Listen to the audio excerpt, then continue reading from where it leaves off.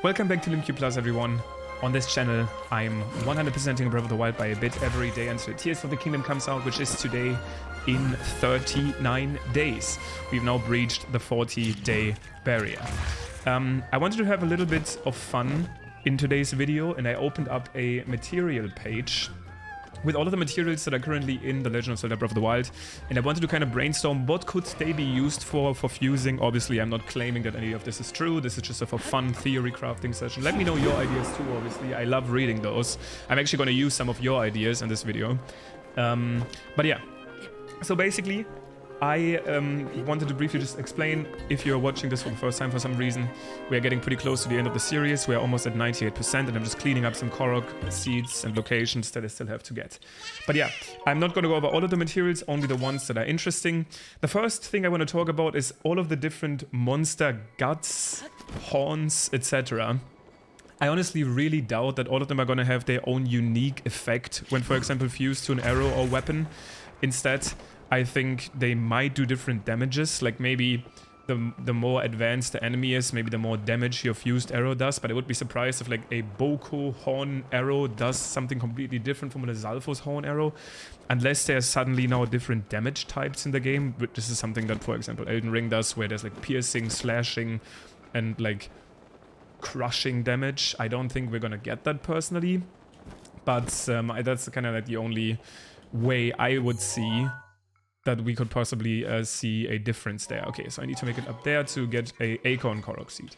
Now, the meat arrow is something I want to talk about, because honestly, out of all of the possible fusing things, people keep asking, what does the meat arrow do? The meat arrow, I want to see the meat arrow. I think that is almost like the most obvious one to me. Again, I could be wrong here, but and I've already seen a bunch of other people claim this as well. It definitely would seem like to me that a meat arrow would be your typical sort of like distraction type arrow. Fire a meat arrow next to a camp and maybe lure enemies away to avoid combat entirely and get like, yeah, an extra chest or something along those lines that otherwise would have been hard to get. At least that to me sounds like a reasonable use for the meat arrow.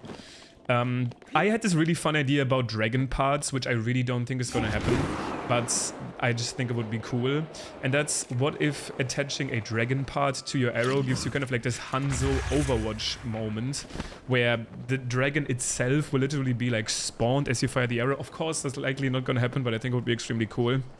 If you've never played Overwatch and you don't know who Hanzo is, it's a character in the game that essentially with his ultimate ability fires this big arrow in the shape of a dragon. I'm actually really scared. I don't know how much damage these guys do up here in Hebra. Okay, I actually avoided it anyway. So that could be cool. Another fun idea I had is using the Corsair bee honey. We don't know if this is actually still in the game, but how cool would it be to have a bee arrow? You actually fire the hive, the Corsair bee honey itself, but there's like bees in it, and then the bees distract or attack maybe even entire camps of enemies. I think the banana arrow could be a very obvious one, where essentially they're especially effective in distracting or even maybe attacking Yiga. That could be fun. Now, the next thing I want to talk about is all of the different gemstones, which I think they might be the most crucial for arrow crafting, or maybe even weapon crafting. Again, oh god, I just realized something. Uh-oh, only one fire arrow. Do I maybe have wood? Okay. This will be the my saving grace here. This is going to take some time, but we're essentially slowly but surely going to melt this ice block using wood. Because I'm out of fire arrows. Yeah, the gemstones I think are super interesting. In case if you missed it, I actually tweeted about this. What I think is really interesting is that the ember explanation right here says it's been valued as a component in decorations and crafting since ancient times. People say, yes, you can do ember jewelry, but what I think is interesting is they swiftly mention crafting, which makes you think like, yeah, maybe that's the explanation. In the past, they used to be made into arrows. Now, the other gemstones, you see it here, ruby, excuse me, still slightly sick, but it's getting much better. Ruby contains the power of fire, topaz of electricity, and sapphire of ice, and then the diamond, what they say here, is like the most precious gem. It has been sold for a very high price and blah blah blah. I think if there's a diamond arrow, it would just be the most powerful one in terms of damage. it almost sounds ridiculous now to waste an item as rare as a diamond for an arrow, but maybe they do like insane amounts of damage. Wow, it was weird. The ice block like disappeared, but the Korok didn't spawn for a while. So I think gemstones could be very important. They could be very high damage arrows that maybe have some extra effects like elemental stuff, right? Even though we already know of the elemental stuff in the choo-choo jellies, but I think elemental arrows, if they are a thing, sorry, not elemental, like gemstone arrows, could be very valuable and obviously very, oh, I don't have arrows, very hard to justify, right? Because of how much they are worth. But another thing that I kind of want to mention on the side here is I don't know how much money necessarily is going to play a role. Like, I'm assuming it's still going to be there, and we've already seen stables and stuff, but maybe rupees in general have lost their value and make it so, I guess it would be weird. I think it's cool to have that balancing act of like, do I sell my diamond or do I use like a 500 damage arrow?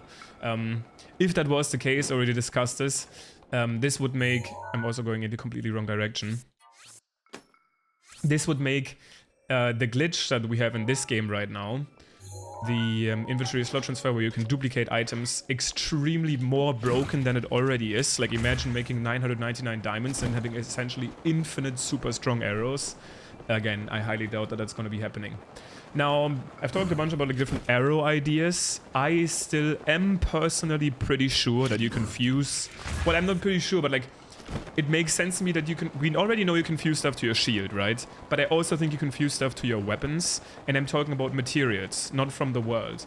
This makes sense to me because the material menu, right, the apple on the D-pad, is always there, regardless of Link, if Link has a shield, bow, or weapon out. Like, when he just has a weapon out, I think the way it's gonna work is like, if you hold ZR like this, and then D-pad up, you fuse stuff to your weapon. If you have your weapon out, D-pad up, you fuse, sorry, I misexplained that. Shield out, D-pad up, you fuse it to the shield. Weapon out, D-pad up, you fuse it to the weapon. Bow out, D-pad up. I feel like it's actually kind of fun doing this in Breath of the Wild right now. Like, this might literally be exactly how it plays. So kind of practicing that already is kind of cool, actually. I just realized I'm basically playing Tears of the Kingdom right now. Wow. A weird feeling, but yeah, the game is closed now. I think you can fuse stuff to your weapon and your shield, and that opens up an entirely new way, like even like much more possibilities, right? What? How did the other two not break there? Much more possibilities, and I want to talk about some of them. Somebody had the idea of fusing butter, goat butter, to your shield to increase shield surfing capabilities, and I think that's an amazing idea. That makes a lot of sense to me.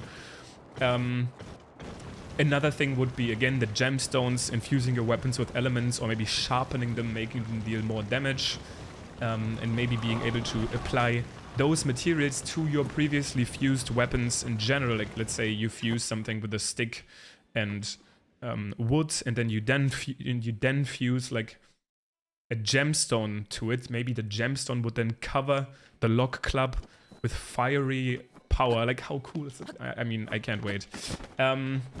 If that's a thing. Again, we don't really know.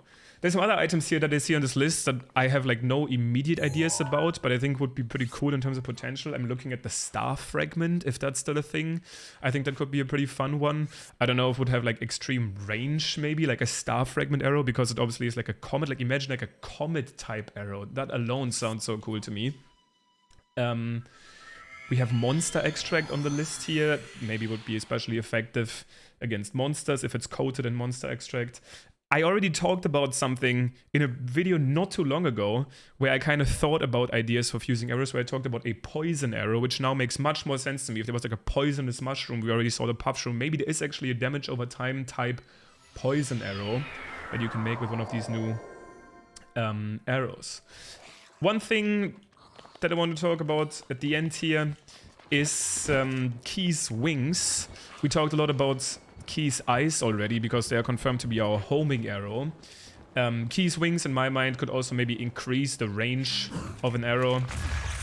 I can't believe that we're actually going to be farming keys for once. They were one of the most annoying enemies in this game because they had basically no value and they basically just annoyed you. But I guess now we actually have some reason to farm them out in the world. Right, that one idea is something that I saw on a different YouTube video. I don't remember where, but I've seen this idea thrown around a couple times now, which to me sounds also really cool is, what if you could fuse an ice choo-choo jelly to your shield instead of only your arrow, and could then shield surf over water. Like, imagine the ice choo-choo stuck to my shield right now. I land on water, and because the shield touches the water, it makes like this ice trail. I think that's another really cool idea that I can't wait to see. People have been bringing up Octorok balloons and their potential capabilities of making your shield like more bouncy. The abilities are really endless, and I can't wait to see more of them. Also, every time I end up in this location, which is like kind of a great way to end this episode almost, it obviously feels different these days, right? Especially with how much we've seen and now the Zona actually being confirmed to be a part of Tears of the Kingdom. Being this location always hits a little bit different now. I'm going to be placing down my... I'm not going to be placing down my Farosh. I thought we already had one, so this is why I've left this open. Okay, it looks like we might hunt down Farosh tomorrow and then get that final fairy fountain. Then we'll be pretty much at exactly 98, around 98%, because this is going to give us 2 locations. See, actually, I don't even think I've got... Did I get the Spring of Courage location? Okay, so I only need the shrine here and the final fairy fountain. That's going to leave us at like 97.7-ish%. And then those last 2.3%, I'll have to go over the map again and see what I missed. Looks like I've missed around 10... Actually, I mean, I guess I can... I haven't checked in a while. What if I actually teleport over here real quick? Because this is where I'm going to be getting my Farosh part. And see how many Korok seeds I really have. Because then I know how many I've missed. I have... okay, 881. So we need to find... I need to find 19 more Korok seeds. That's pretty much probably exactly what I need to get up to those 100%. I'm just going to do this off recording, obviously. Figuring out where they are, and then maybe I missed like 1 or 2 locations in some spots. But yeah, this series is over soon. Tears of the Kingdom is coming out next month. Again, once I'm done with 100%, we'll be doing stuff like the Trial of the Sword. We'll be doing stuff like... and once I actually do reinstall the DLC, we have some extra stuff to do yet again. And... we fill up those days. But thank you so much for watching and listening to my fuse ideas. I hope you enjoy the rest of your Sunday, and I'll see you guys tomorrow.